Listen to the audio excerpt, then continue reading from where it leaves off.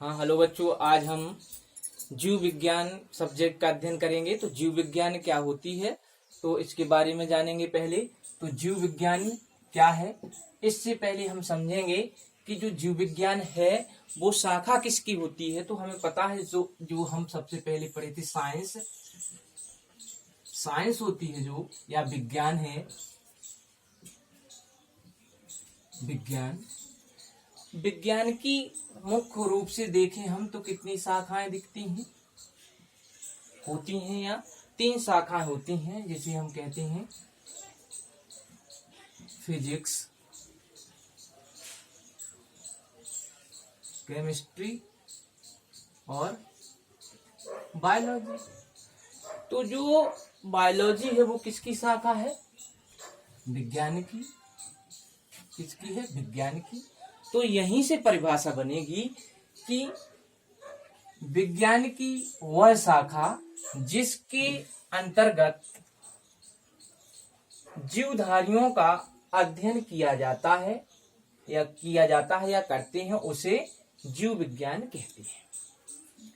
एक बार ऐसे कह सकते हैं हम कि विज्ञान की वह शाखा जिसके अंतर्गत जीवधारियों का अध्ययन किया जाता है, उसे जीव विज्ञान कहते हैं।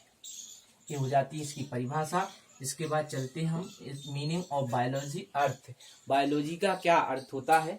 तो जो बायोलॉजी शब्द है वो कौन सी भाषा? ग्रीक भाषा। ग्रीक भाषा के 2 शब्दों से मिलकर के बना है। वो शब्द कौन कौन से हैं? एक शब्द है बायोस और दूसरा है लोगोस। तो 2 ग्रीक शब्द हैं जो बायोस और लोगोस। तो बायोस मतलब लाइफ जीवन, और लोगोस या स्टडी या अध्ययन। तो जीव विज्ञान जो है उसका शाब्दिक अर्थ क्या हो जाता है? शाब्दिक अर्थ देखें तो कहेंगे हम कि बायोलॉजी का जो शाब्दिक अर्थ है जीवन का अध्ययन। तो बायोलॉजी में हम किसका अध्ययन करते हैं? तो जैसा कि इससे पता चला हमें, इससे बायोलॉजी का जब हमने उसकी मीनिंग देखी तो क्या पता चला?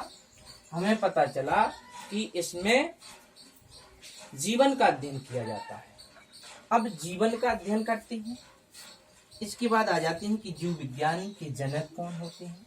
तो जीव विज्ञान के जनक अरस्तु को कहा जाता है। जीव विज्ञान के जनक किसे कहा जाता है? अरस्तु को कहा जाता है। अरस्तु को क्यों कहा जाता है? अब बात आती है।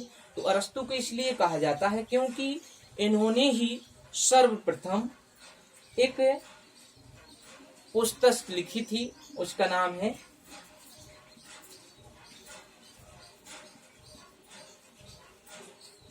हिस्टोरिया एनिमेलियम।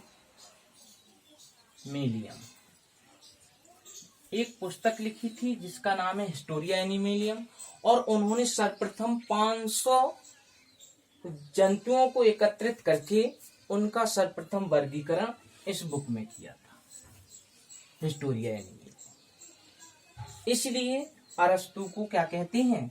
अरस्तु को जीव विज्ञान का भी कहते हैं, और किसका कहते हैं? जंतु विज्ञान। जो जंतु विज्ञान है इसका भी जनक कहा जाता है।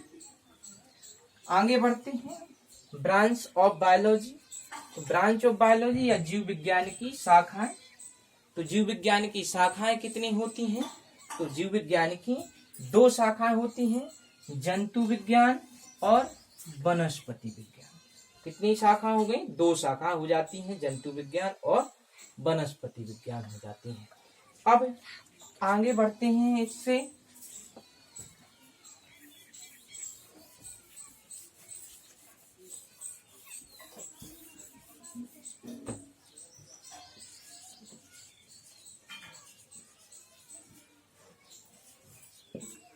जूलॉजी।